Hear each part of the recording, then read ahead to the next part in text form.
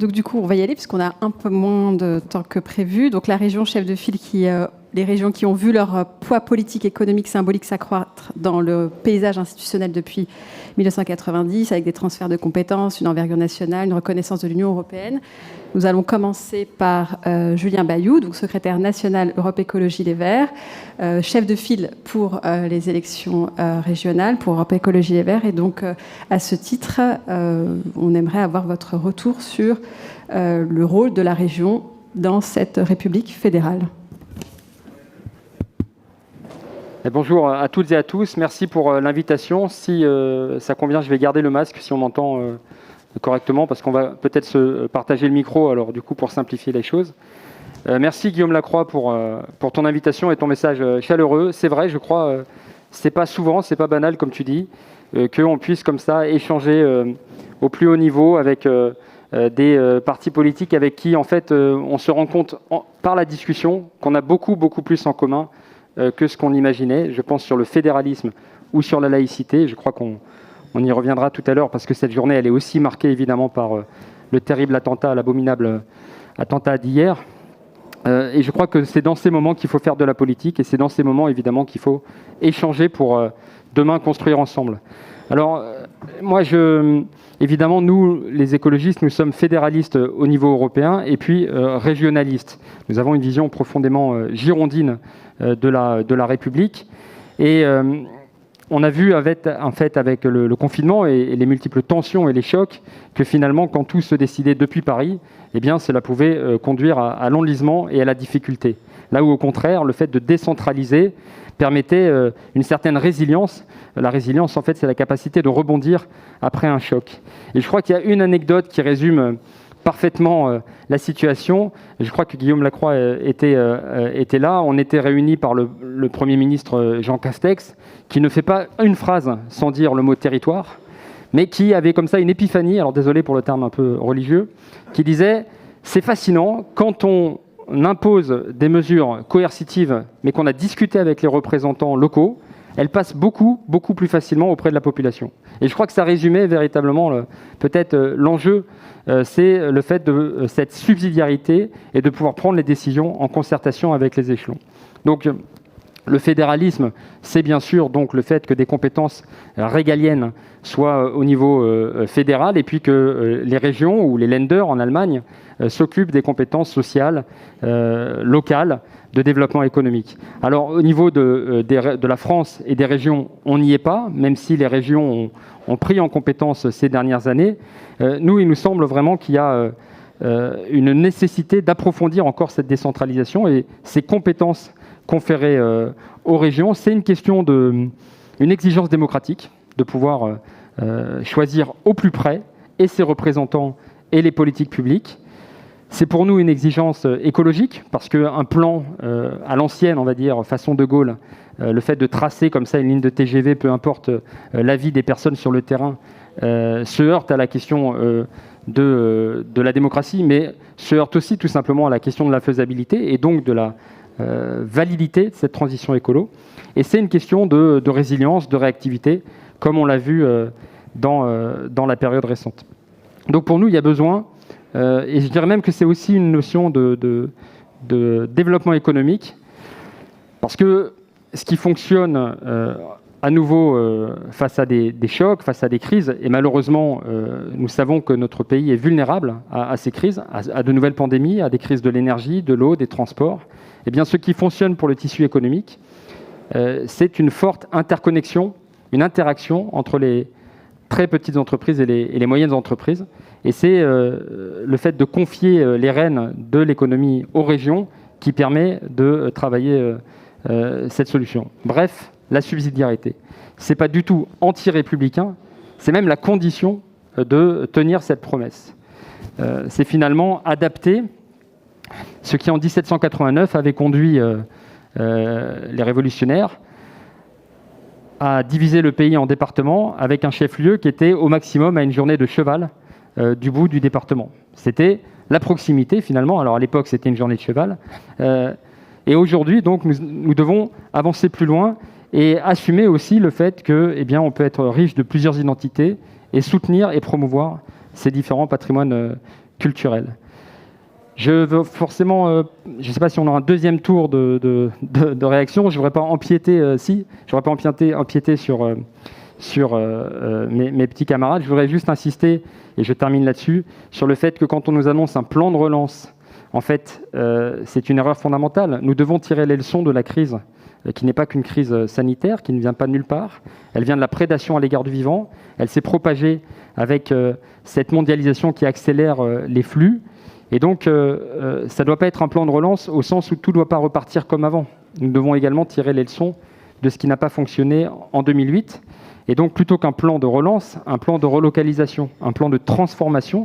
Et cela, profondément, ça nécessite l'avis du plus près de la population, de la subsidiarité et donc des régions. Merci à vous. Merci.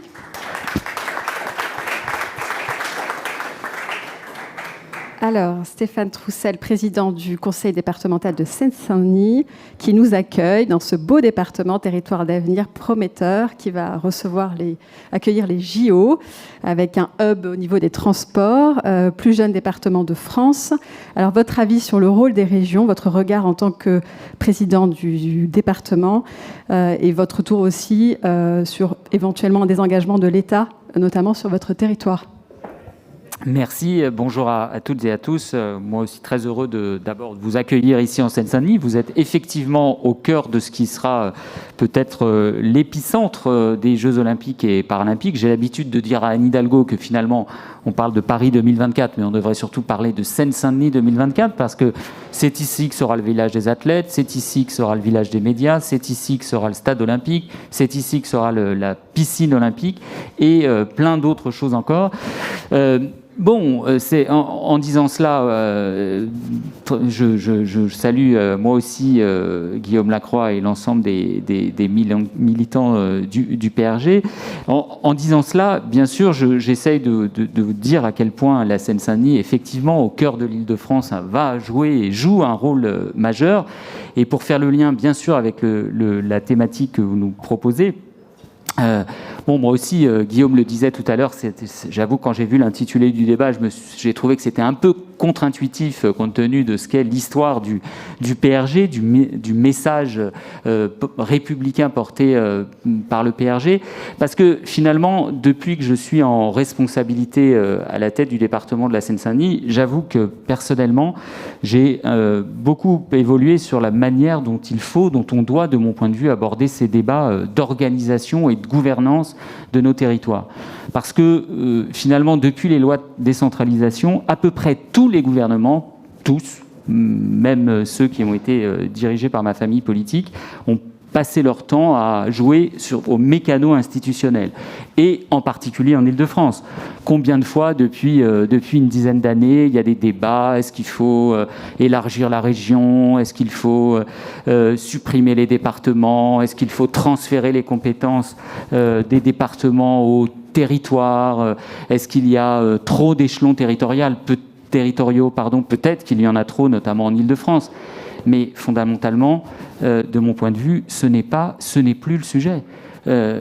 Parce que, à force de, en permanence, aborder le sujet par le biais du mécano institutionnel et à faire que chaque gouvernement ou chaque ministre des collectivités locales a envie d'attacher son nom à une énième réforme territoriale, eh bien finalement, on perd le sens, l'objectif. Et surtout que, principalement, eh bien c'est, selon moi en tout cas, à travers ces objectifs-là, qu'on devrait regarder et le bilan de la décentralisation et les objectifs qu'on devrait de nouveau assigner à une réflexion sur l'organisation institutionnelle, sur l'organisation territoriale. Et quand on se pose ce type de questions, force est de constater quand même que si je suis moi aussi un Girondin, un décentralisateur, bien 30 ans, bientôt 40 ans après la décentralisation, force est de constater, de reconnaître qu'elle s'est aussi accompagnée d'un accroissement des inégalités territoriales. Parce que, à force que, d'un côté, on fasse de la décentralisation sans réflexion sur la péréquation, sur la réduction des écarts, et parallèlement avec un État, et y compris un État local, qui n'a cessé de se désarmer ou d'être désarmé pour agir, eh bien on arrive à cette situation des écarts considérables, par exemple au sein de la région la plus riche, la plus puissante de France, d'Europe, même la région Île-de-France, où vous avez à la fois de la puissance économique, de la richesse financière, mais des écarts de plus en plus grandissants et qui se sont aggravés, y compris ces dernières années. Je ne veux pas vous abreuver de chiffres, mais la Seine-Saint-Denis, c'est désormais le 2e département d'Île-de-France après Paris. Le président du département des Hauts-de-Seine dit toujours qu'il a exactement le même budget que la Seine-Saint-Denis. C'est à peu près vrai, il a raison, 2 milliards 400 millions. Sauf que quand il a fini son budget, il a un excédent de 664 millions. Quand le mien, il est à peu près... Allez, j'étais très content l'an dernier parce qu'il était de 100 millions d'euros. Donc, est-ce que bien évidemment, pour agir, pour favoriser le développement économique, pour faire la transition écologique, pour agir en faveur de l'éducation dans le département, vous le disiez, le plus jeune de France métropolitaine, est-ce que finalement on est à armes égales ? Bien évidemment que non. Donc ça, c'est le premier sujet, de mon point de vue, la question des inégalités territoriale, sociale, budgétaire, financière, qui de fait a accompagné la décentralisation par manque de volonté politique, par manque de moyens, par un État qui a été de plus en plus, encore une fois, désarmé et contaminé par un certain nombre de thèses néolibérales. Donc, deuxième sujet de mon point de vue, c'est la question de la démocratie. Et de la capacité des collectivités locales à agir, y compris à travers la question démocratique, de donner la conviction, la certitude à nos concitoyens que les collectivités locales, dont on dit qu'elles sont les mieux placées pour agir en proximité, en subsidiarité, elles ont véritablement, ça a du sens de leur donner du pouvoir puisqu'elles ont la capacité d'agir. Or, moi, je veux bien qu'on me raconte tout ce qu'on veut sur les défauts de tel ou tel échelon territorial, mais plutôt que d'en inventer en permanence d'autres, bien souvent qui n'ont aucune légitimité démocratique parce qu'ils sont désignés au 2e ou au 3e degré, eh bien, la première des choses, c'est redonner du sens à chacune de nos collectivités dès lors qu'elles sont élues au suffrage universel direct, justement parce que ça leur donne la capacité et la légitimité pour agir. Je connais les défauts, les limites que peuvent avoir les départements, mais le projet que je développe, eh bien, il est le résultat de la confrontation électorale que j'ai avec mes concitoyens. De plus en plus, en particulier en Île-de-France, il y a la multiplication d'un certain nombre d'échelons qui agissent, mais au nom de quelle légitimité démocratique directe ? Donc ça, c'est de mon point de vue un problème. Et dernier sujet que je veux évoquer, c'est bien évidemment la capacité à agir.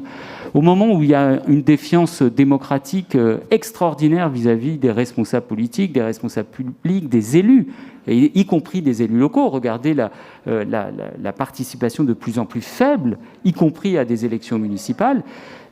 C'est pas au nom de je ne sais quelle tarte à la crème permanente des habitants, de nos concitoyens qui ne voudraient pas participer. C'est tout simplement parce que de plus en plus, ils se demandent finalement quelle est l'utilité de leur vote si leurs représentants leur disent en permanence mais ce n'est pas de ma responsabilité, je n'en ai pas les moyens, c'est l'échelon au-dessus, etc., etc. Donc il faut redonner de la capacité d'agir aux collectivités notamment. Et ça passe, ça rejoint le premier sujet que j'évoquais sur à la fois des transferts de compétences, mais également, bien sûr, des capacités d'agir. Et là, ça repose le rôle de l'État.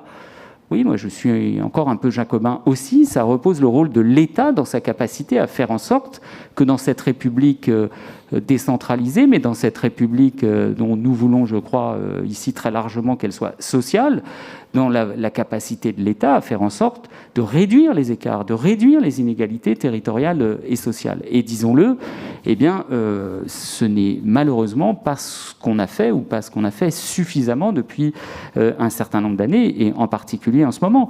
Et j'en finis par là, pour pas être trop long. Les départements ont la responsabilité des dépenses sociales, et notamment des 3 grandes allocations de solidarité nationale que sont le RSA, la prestation de compensation du handicap et l'allocation pour l'autonomie des personnes âgées. Et bien, quand le département de la Seine-Saint-Denis doit verser 550 millions au titre du RSA et qu'il doit cette année en assumer seul 200 millions d'euros sur ces 150 millions, que voulez-vous, c'est d'autant moins de moyens pour, encore une fois, développer des politiques publiques que j'ai mis en débat à l'occasion des échéances électorales, que les électeurs et les électrices ont validé. Donc fondamentalement, et vraiment c'est l'idée principale que je veux développer, de mon point de vue, il faut cesser d'aborder cette question de l'organisation, de la gouvernance de nos territoires à travers le mécano institutionnel, mais bien à travers des objectifs politiques que l'on veut dans le cadre de la République française. Merci.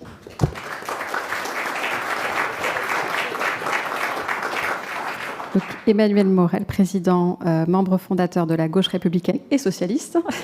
Vous avez été longtemps conseiller régional, vice-président, puis aujourd'hui député européen.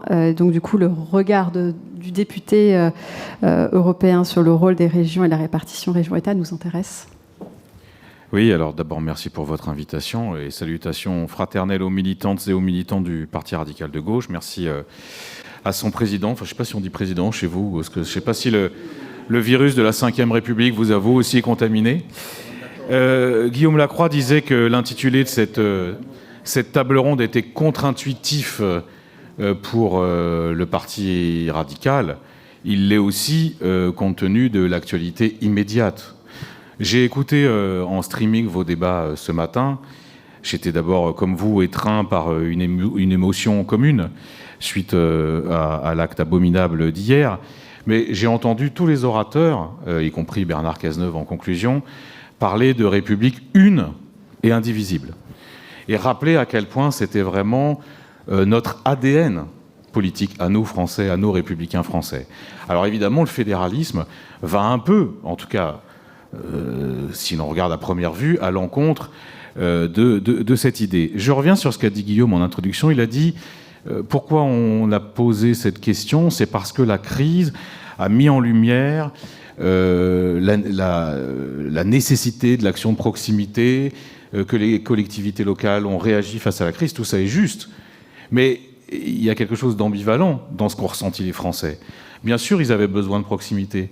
Bien sûr, ils avaient besoin des collectivités locales. Mais pourquoi ? Parce que l'État était défaillant. Or, les Français, ils ne veulent pas moins d'État. Ils veulent plus d'État et mieux d'État. Et ce qui s'est passé pendant la crise, c'est quoi ? C'est l'impréparation, le défaut d'anticipation, la nullité d'une partie des élites technico-administratives. On pourrait avoir un débat sur le rôle des ARS, par exemple. Le défaut d'anticipation, c'est ça qui était au cœur de la crise. Donc, et d'ailleurs, on a parlé de plan de relance à l'instant, mais quel est le problème ? Il n'y a pas de plan, il n'y a pas de relance. Et ça, les Français, ils le ressentent. Alors, si on veut répondre sérieusement à votre question, moi, je pense que le choix institutionnel du fédéralisme, c'est un choix qui dépend de l'histoire et de l'idéologie. Pourquoi les Allemands, parce qu'en France, souvent, moins souvent maintenant, mais on fait l'éloge du modèle allemand, pourquoi les Allemands ont une république fédérale ? C'est parce que c'est une nation tardive, qui se fédère, c'est le cas de le dire, à la fin du XIXe siècle. C'est les principautés issues du Saint-Empire romain germanique, avec des identités fortes, qui se regroupent autour de la Prusse, mais c'est très tardif. Pourquoi ? Et la République de Weimar garde la structure fédérale. Qu'est-ce qui se passe avec le nazisme ? Évidemment, c'est une structure très centralisée. Et donc la constitution allemande de 1949, elle se fait en réaction à ce qui vient de se passer. Et elle réinstaure le fédéralisme, elle réinstaure le rôle des Länder, elle réinstaure le bicamérisme égalitaire en réaction à cette histoire. Mais nous, les Français, nous n'avons pas ni la même histoire, ni la même culture politique. C'est vrai que la France est une longue sédimentation. Alors il y a ce moment fondateur de la Révolution française, mais Tocqueville avait bien montré qu'il y avait déjà des éléments sous l'Ancien Régime, précisément de centralisation. Alors bien sûr, on peut faire le procès de l'extrême centralisation française, mais ça correspondait à quelque chose. Pas seulement à la volonté d'unité et d'indivisibilité de la nation, ça répondait aussi à quelque chose de très profond, très profondément ancré dans le peuple français, c'est la passion de l'égalité. L'égalité entre les citoyens, l'égalité aussi entre les territoires. Et donc finalement, la structure unitaire de l'État français, elle correspond à cette histoire. Parce que moi, je vous prends au mot. Allez, on va passer au fédéralisme en France. D'abord, c'est très rare de passer d'un État unitaire à un État fédéral. Il y a un exemple à la fin du XXe siècle, c'est la Belgique. Ce qu'on appelle, les vieux souvenirs d'étudiants de droit constitutionnel ou d'enseignants, dans mon cas, ce qu'on appelle le fédéralisme par dissociation. Ça veut dire quoi? Ça veut dire qu'il y a tellement de tensions entre les régions qui constituent un État que finalement, on va vers le fédéralisme. Est-ce que c'est le cas en France? Absolument pas. Donc moi, franchement, je pense que c'est une curieuse façon d'aborder les choses, d'autant plus que qui dit fédéralisme dit transfert de pouvoir législatif. Alors je vous pose la question, on transfère quoi? La santé? L'éducation? La politique pénale comme aux États-Unis? Évidemment non. Et puis on transfère à qui? Parce que les régions françaises, là, on parle des régions françaises, mais les régions françaises d'aujourd'hui, c'est même pas les mêmes que les régions françaises il y a 5 ans, parce qu'entre-temps, il y a une loi, dont on peut dire beaucoup de choses, qui a redécoupé les régions, au point que vous avez d'un côté, franchement, l'identité régionale de la Nouvelle-Aquitaine, j'aimerais qu'on en parle. Parce qu'entre Bayonne et Guéret, expliquez-moi où est le caractère homogène, identitaire de cette région. Alors que juste à côté, il y a Centre-Val-de-Loire qui est tout petit, ou Pays de la Loire qui est tout seul. Donc on transfère quoi et on transfère à qui? Moi je pense que ce débat, et là vraiment je rejoins complètement Stéphane Troussel, ce débat institutionnel, il ne correspond pas à l'urgence. L'urgence c'est quoi? Et on en revient à la vieille passion française, l'urgence c'est l'égalité, parce que le problème principal aujourd'hui, c'est qu'on a une partie de la population française qui vit dans des territoires qui ont été délaissés, qui ont été abandonnés, qui ne sont pas suffisamment aidés, et en plus, comme on vit dans un système capitaliste qui favorise la concentration des richesses dans les hypercentres, dans les métropoles, eh bien on se retrouve dans une situation où la banlieue, mais aussi la ruralité, mais aussi ce qu'on a appelé la France périphérique, elle souffre. Pourquoi? Il suffit de faire le tour de toutes les sous-préfectures dans les villes des régions françaises. Vous avez les services publics qui se barrent, les commerces qui se barrent, la poste qui se barre, les gares qui se barrent. C'est ça que les Français ont envie qu'on parle. C'est pas la structure fédérale de la République. Donc réinstaurer de l'égalité, réinstaurer de la péréquation, tu as 1000 fois raison.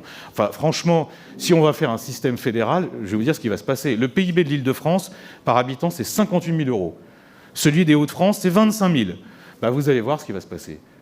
Il va se passer ce qu'on est en train de vivre en Espagne actuellement. Pourquoi il y a une résurgence comme ça du séparatisme? C'est parce que les Catalans, ils disent « on ne veut pas payer pour les Andalous, qui sont pauvres, qui travaillent mal, qui sont du Sud ».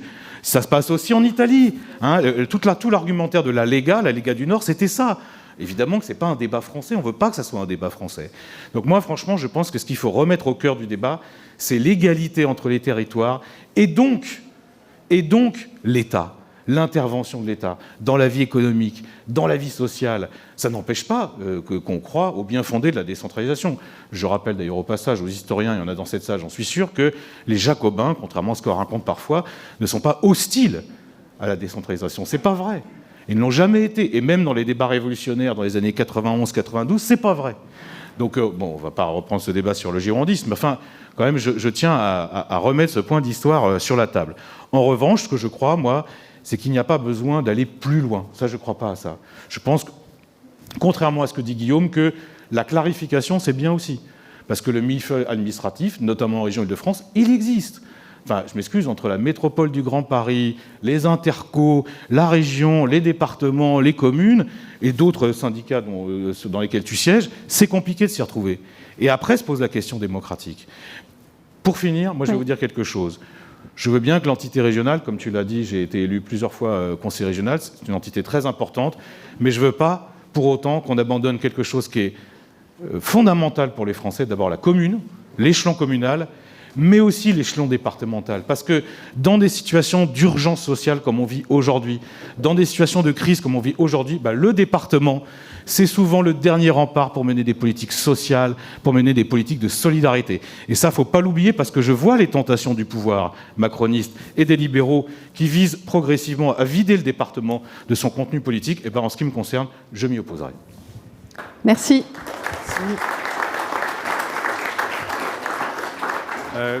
Chloé Fabre, vous qui avez fait vos études en République tchèque, en Angleterre, à Paris, qui préside aujourd'hui les Jeunesses européennes fédéralistes, qui sont membres de l'Union européenne des fédéralistes. Vous êtes un peu chez vous ici, Guillaume le rappelait. Les radicaux ont toujours été proches de l'idéal fédéraliste européen. Nous avons travaillé avec Spinelli, d'Astoli, qui était son attaché parlementaire. Nous avons, avec l'Alliance européenne et radicale, très largement contribué à la création d'intergroupes fédéralistes en 1999. Quelle est votre lecture de ce sujet ? Alors, merci de m'avoir invité. Donc, je suis bénévole au sein de l'Union des fédéralistes européens.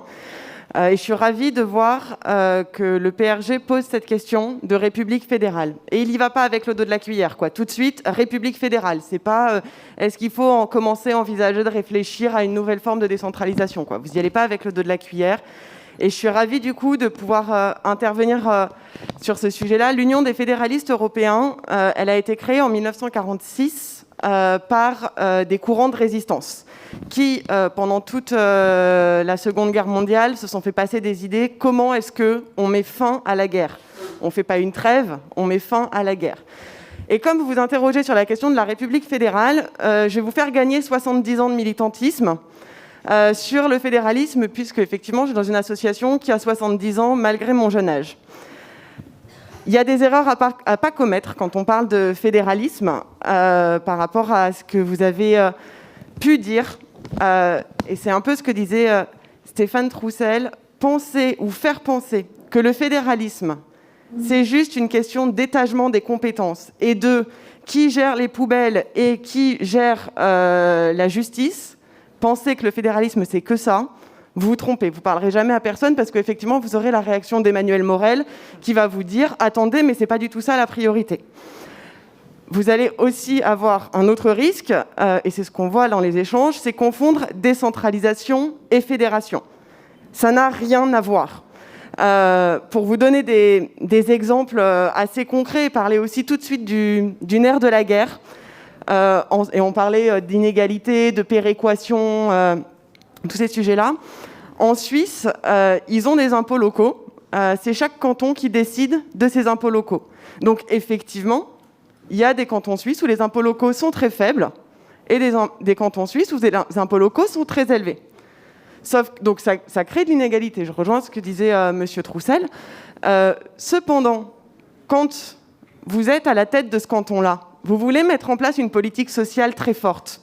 Vous vous dites, moi, c'est mon engagement, je veux mettre en place une politique sociale. C'est ça sur lequel je me suis engagée, sur lequel les électeurs et les électrices m'ont élu. Eh bien, vous pouvez augmenter les impôts si besoin. Actuellement, dans n'importe quel niveau de compétence, et on peut reprendre le département pour aller plus loin sur l'exemple que disait M. Troussel, le département, s'il veut faire une politique sociale forte, il ne peut pas. Sur le RSA, c'est tel montant, il est décidé par le législateur, le département, il n'a que le droit de payer. Donc il est juste l'exécution de quelque chose. Et effectivement, les citoyens n'y comprennent plus rien. À quoi ça sert que je vote pour un tel ou un tel si sur les sujets, comme le disait Emmanuel Morel, qui ont de l'importance pour moi, en fait, la collectivité, elle fait juste qu'appliquer le cadre. Et ça rend les choses illisibles. Deux idées clés, les deux choses qu'il faut que vous puissiez retenir de cet échange sur le fédéralisme. La majorité des États dans le monde sont des fédérations. Et la très grande majorité des habitants de la planète vivent dans une fédération. Tout le continent américain, à une ou deux exceptions, ce sont des fédérations. D'accord ? L'Inde, qui est quand même un des plus grands pays en termes de population au monde, est aussi une fédération. Donc en fait, l'organisation qu'on a en France, elle est complètement minoritaire. Et effectivement, elle est le fruit d'une histoire. Ça, c'est le premier point. Le deuxième point, c'est que le fédéralisme, à la différence de la décentralisation, c'est un renversement de logique. On change la logique. On n'est pas sur un pouvoir transcendantal qui nous vient de Dieu, puis du roi, qui donne le pouvoir à ces espèces de petits paysans, là. C'est pas ça le fédéralisme. Ça, c'est la logique décentralisation, et où l'État donne des compétences et peut les reprendre, où l'État donne de l'argent mais peut le reprendre. Ça s'appelle le pacte de Cahors. Pour les élus locaux qui sont dans la salle, vous savez que la diminution des dépenses qui est imposée par l'État, sinon vous perdez vos dotations, vous n'avez plus aucun pouvoir de décision sur le sujet. Le fédéralisme, c'est des gens qui se disent « on veut travailler ensemble sur un sujet ». Ça part du bas et ça délègue les pouvoirs vers le haut. C'est comme ça que ça se crée, le fédéralisme. C'est l'exemple suisse, c'est les 3 cantons qui se rassemblent et qui nous disent nous, on a quand même la Prusse, on a quand même le Royaume de France, on a quand même là ces grandes puissances. On va se mettre tous ensemble parce qu'on veut défendre nos petites vallées dans nos petites montagnes. Enfin, elles sont hautes, les montagnes. Les États-Unis, c'est pareil, c'est un rassemblement. C'est les 13 colonies qui, à un moment, se disent on va s'unir pour gagner notre indépendance et faire vivre notre indépendance face au Royaume-Uni et aux puissances étrangères. Effectivement, dans l'histoire, on voit qu'il y a aussi, et c'est ce qu'évoquait Emmanuel Morel, du fédéralisme par dissociation. C'est le cas de la Belgique, par exemple.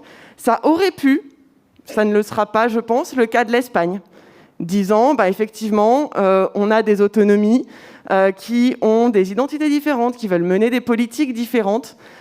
Et l'Espagne aurait pu, si elle n'était pas aussi nationaliste, évoluer vers un fédéralisme. C'est le mouvement qu'on a vu aussi au Royaume-Uni. Le Royaume-Uni, avec tout le processus de dévolution, où on a donné plus de pouvoir à l'Angleterre, à l'Écosse, au Pays de Galles et à l'Irlande du Nord. Donc, il y a des expériences en Europe d'États centralisés ou d'États centralisés qui ont voulu donner plus de compétences au niveau local et leur permettre de s'affirmer. Par rapport à la France, alors je ne reviens pas sur le fait que le parti qui a établi la Troisième République et qui a construit la nation française se pose la question du fédéralisme. Effectivement, ça peut paraître un peu étonnant, mais c'est intéressant aussi de voir comment, à un moment, les temps changent et du coup, les questions qu'on se pose évoluent. Dans un monde complètement mondialisé, où l'État, vous parliez de l'État, mais l'État, il ne choisit plus rien, il n'a plus de puissance d'agir.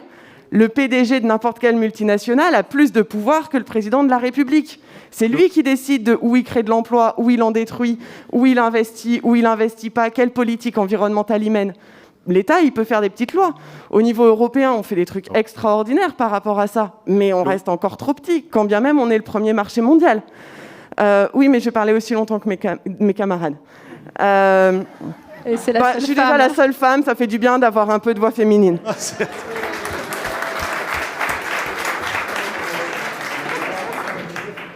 Si vous voulez aborder la question du fédéralisme, ça veut dire qu'il faut rompre avec le nationalisme. Le nationalisme, c'est cette idéologie qui nous fait croire qu'il y a l'existence d'une communauté culturelle, religieuse, qui fonde la communauté politique. À un moment, la communauté politique, elle n'est pas forcément fondée sur du culturel. Alors ça pose des questions, je l'entends bien quand vous disiez quelle est la réalité de ces régions. Moi, je suis auvergnate, je ne suis pas auvergnate rhône-alpine. Et je ne comprends pas ce que fait la région. Je vois juste les panneaux, là.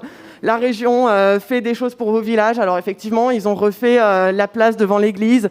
La région fait pour les lycées. Alors effectivement, ils ont refait le pavé devant les lycées. Mais qu'est-ce qu'elle fait, la région ? Enfin, on parlait de la région Île-de-France, une des régions les plus riches d'Europe. La région Rhône-Alpes était aussi une des régions les plus riches d'Europe. Alors maintenant, avec l'Auvergne, je ne sais pas. Mais ça reste une région riche. Mais qu'est-ce qu'elle fait ? Quelle politique économique elle mène ? Comment est-ce qu'on travaille la péréquation ? Et c'est ces questions-là qu'il faut se poser si on veut vraiment donner les pouvoirs aux échelons locaux de décider et de choisir les politiques publiques qui mènent. Et c'est un enjeu démocratique. On a eu la crise des Gilets jaunes il y a 1 an.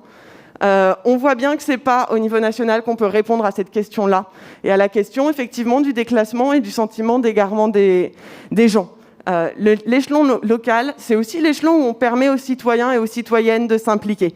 Et donc c'est l'endroit où on peut aussi les responsabiliser et leur permettre d'avoir de l'autonomie pour choisir la collectivité dans laquelle ils veulent vivre et faire remonter tout ça et alimenter cette politique.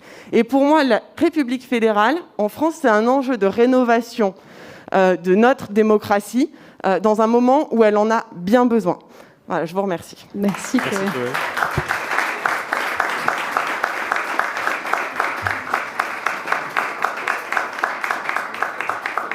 Maxime Légaillé, vous avez l'avantage d'avoir été tout à la fois élu local et d'avoir travaillé à la mairie de Paris et à la Fondation Jean Jaurès sur la question de la réforme du statut du Grand Paris. Vous avez aujourd'hui l'avantage d'être conseiller régional et vous présidez le groupe socialiste auprès du Conseil régional Île-de-France. Et également au niveau national, d'avoir été membre de cabinet ministériel, je pense à François Lamy comme ministre délégué de la Ville, ou de Sylvia Pinel en charge de l'égalité des territoires. Donc d'avoir eu une réflexion qui est à la fois celle de l'élu local, de l'élu municipal, de l'élu régional, et qui s'ajoute à une réflexion politique nationale. Quelle est votre vision au travers de ces trois prismes successifs que vous avez pu avoir ? Merci et merci de faire état de tous mes avantages. L'avantage premier que j'ai, c'est évidemment d'être avec vous aujourd'hui et je remercie Guillaume de son invitation. Et je vais éviter, je vais répondre à cette question, mais je vais surtout essayer de m'inscrire dans la discussion que nous avons collectivement. D'abord, en reprenant ce que disait tout à l'heure Emmanuel Morel, qui disait transférer pour qui, quoi, et tu me permettras d'ajouter pourquoi. Et je crois que poser la question du pourquoi est peut-être le premier des sujets que nous devons avoir ensemble lorsqu'on aborde des questions institutionnelles. Je m'explique. Guillaume Lacroix a ouvert ce débat en indiquant ce qui avait été révélé par la crise pandémique. Il a raison, et ce qui a été révélé, c'est avant tout une crise logistique, une crise administrative. On pourra y revenir, j'imagine, dans la discussion. Mais je crois qu'il ne faut pas, dans ces moments-là, confondre les symptômes et la maladie. Alors, je parle de maladie parce qu'en réalité, si on pose la question, et si on repose la question d'ailleurs du schéma institutionnel, c'est parce qu'on traverse une double crise qui ne dépend pas de ce que nous avons vécu il y a quelques mois. La première des crises que nous vivons, c'est une crise de la représentation. C'est-à-dire une crise démocratique. Aujourd'hui, et peu importe la part qu'on donnera à la faible participation à la crise sanitaire, on voit bien qu'il y a une défiance démocratique majeure dans notre pays. Et la deuxième crise qu'on traverse, c'est une crise de l'exercice. C'est-à-dire une crise politique, de l'exercice. Et ces deux crises, elles nourrissent la question centrale, qui est la crise du pouvoir. Et je crois, pour ma part, que le sujet qui nous est posé en tant que formation politique de gauche, c'est de poser cette question-là et de partir à partir de cette question-là. C'est-à-dire, qui a le pouvoir ? Et si vous relisez et regardez ce qui s'est passé sur la crise sanitaire, le sujet n'est pas seulement de savoir s'il fallait plus que les départements agissent, les communes, les régions. La question, c'est qu'il y a aussi des grandes absences dans ces discussions-là. C'est la technocratie. Je ne reviens pas sur les travaux récents de Chloé Morin, mais tu l'as dit sur la question de l'ARS. C'est le marché et la façon dont nous sommes organisés. Et donc, j'ai toujours, moi, une inquiétude lorsqu'on parle de mécanismes institutionnels, c'est qu'on parle entre nous de questions démocratiques, mais on oublie aussi où est le pouvoir. Et le pouvoir, aujourd'hui, il n'est pas forcément chez les acteurs politiques. Et c'est à partir de là que moi, j'aimerais poser une question, c'est est-ce que le fédéralisme peut nous permettre de répondre à cette crise du pouvoir ? C'est peut-être là que la question elle est posée. Et je remercie la précédente intervenante parce qu'elle a animé la discussion. Emmanuel a encore évoqué l'histoire française en indiquant que finalement la construction de l'État était un mouvement d'agrégation. Et c'est vrai que là, si on allait sur du fédéralisme, on irait dans une situation inversée. C'est-à-dire qu'on partirait d'un État qui est un État puissant historiquement pour essayer de voir comment est-ce qu'on pourrait rentrer dans un mode fédéral. C'est une question qui peut être posée, mais moi j'ai quand même en tête que la question qui va être posée derrière, c'est la question de la responsabilité. C'est-à-dire qu'il y a une différence entre l'autonomie ou la décentralisation et les volontés indépendantistes ou les questions d'identité. La décentralisation, elle procède d'une demande de responsabilité. C'est-à-dire qu'à un moment donné, vous allez dire « moi, je veux porter des responsabilités ». Les aujourd'hui mouvements identitaires, régionalistes, autonomistes, ils peuvent quelquefois procéder, eux, d'une volonté de sécession. Et j'ai bien en tête, on n'en a pas beaucoup parlé d'ailleurs depuis le début de cette discussion, c'est que dans l'intitulé, il y avait la question des régions, la question du fédéralisme et la question de la République. Et donc là encore, la question c'est est-ce que la République serait plus forte si elle était fédérale ? Voilà. Moi, ce n'est pas mon sentiment. En tout cas, je pense que le sujet aujourd'hui ne doit pas être un sujet institutionnel. Ça doit être un sujet profondément politique. Et la capacité à laquelle nous devons répondre, nous, en tant que responsables politiques, c'est pourquoi faire ? Donc si nous voulons réorganiser les pouvoirs, si nous voulons donner plus de pouvoir, eh ben, il faut avoir des objectifs et trouver une raison d'être. Et aujourd'hui, il me semble que la difficulté dans laquelle nous sommes, ce n'est pas tant la faillite de l'État parce que c'est l'État, ce n'est pas tant la confusion des pouvoirs locaux. La réalité aujourd'hui, c'est que nos concitoyens ne voient pas pourquoi nous voulons avoir du pouvoir, parce que d'abord, nous ne le prenons pas, et que deuxièmement, nous avons du mal à montrer et à démontrer que nous voulons agir en leur faveur et avec un véritable projet de société. Donc il me semble que toutes ces questions-là se résoudront, et j'en termine par là, par un seul sujet, et c'est peut-être par là que nous pourrions avancer, c'est de bâtir un pacte citoyen qui soit renouvelé à partir d'un projet politique. Et après les questions institutionnelles, les questions d'organisation de la vie, je pense que nous pourrons les régler au bénéfice des concitoyens. Merci. Une remarque, Julien Bayou relevait tout à l'heure qu'en 1989, la création des départements avait été fait une réflexion politique construite. Elle était d'autant plus politique et construite qu'elle avait un double objectif qui était de casser la carte administrative des provinces et la carte religieuse des évêchés. Et donc réfléchir effectivement sur la cartographie, c'est tout sauf institutionnel. C'est rentrer dans les jeux d'influence politique, dans les solidarités territoriales et dans la culture intime des territoires. Donc oui, effectivement, cette réflexion est exclusivement politique. Patrick, tu es à la fois maire depuis 2001, aujourd'hui vice-président de la région Bourgogne-Franche-Comté, impliqué au sein de l'AMF, tu es membre du bureau, impliqué évidemment aussi dans l'histoire du parti depuis maintenant plus de 20 ans. Tu as aussi été très proche de Jean-François Horry qui a construit l'histoire européenne de ce parti en 1994. Quelle est la réflexion que tu as au titre de l'AMF notamment ?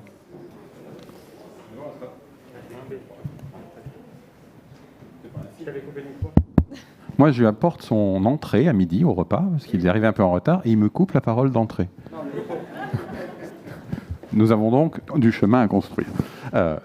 Non, on a une marge de progression. Voilà. Non, plus sérieusement, moi j'ai bien aimé la mise en perspective du dernier intervenant. J'entends la vision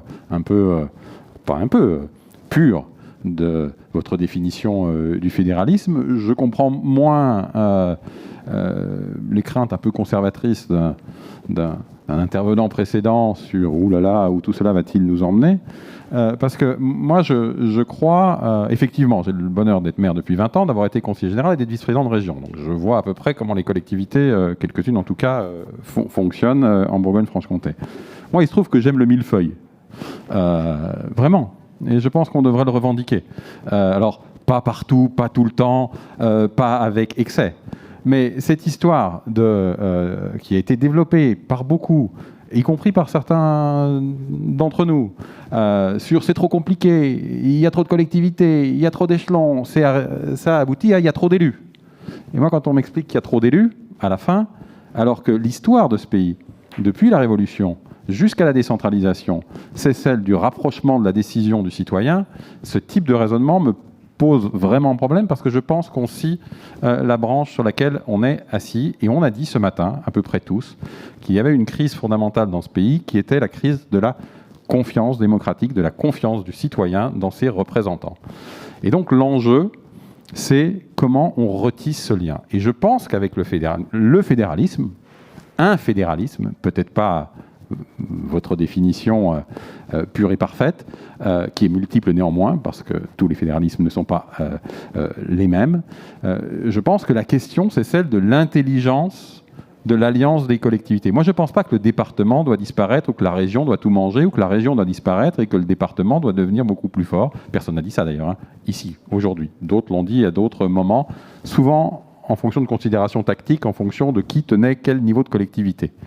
Je pense que la commune, l'échelon de base, le bloc communal, commune-intercommunalité, c'est d'ailleurs le dernier échelon à peu près reconnu par les citoyens, où les élus sont effectivement vus, respectés et à portée de baffe, comme on a l'intention de le dire. Le département l'est un petit peu moins et la région l'est encore moins. Mais ça ne veut pas dire qu'il est moins légitime. Ça ne veut pas dire que la légitimité démocratique du président du conseil départemental est moins grande que celle du maire.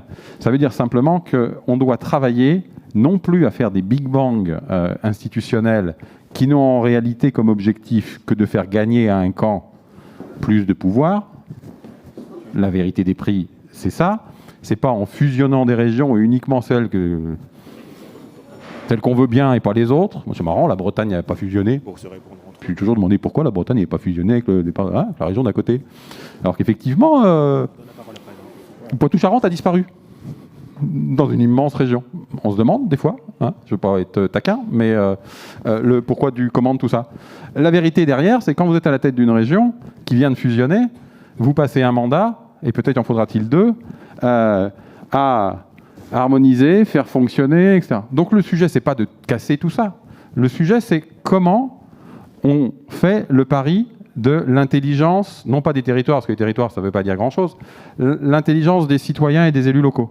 Comment on fait le pari d'une décision plus proche du citoyen, plus en connexion avec la réalité.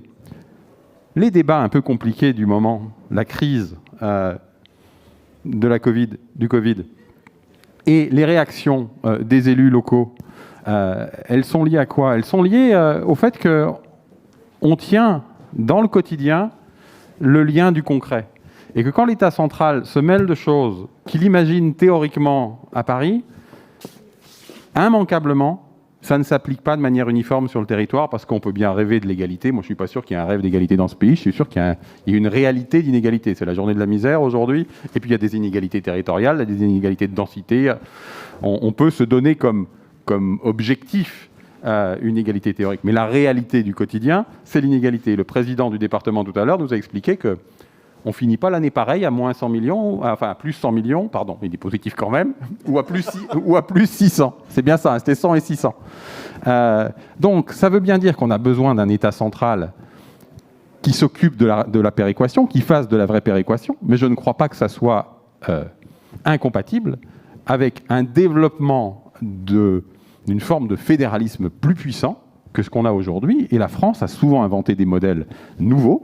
La Révolution française, c'est la Révolution française. C'est pas... Et ça a quand même donné, au plan mondial, une prise de conscience, une avancée.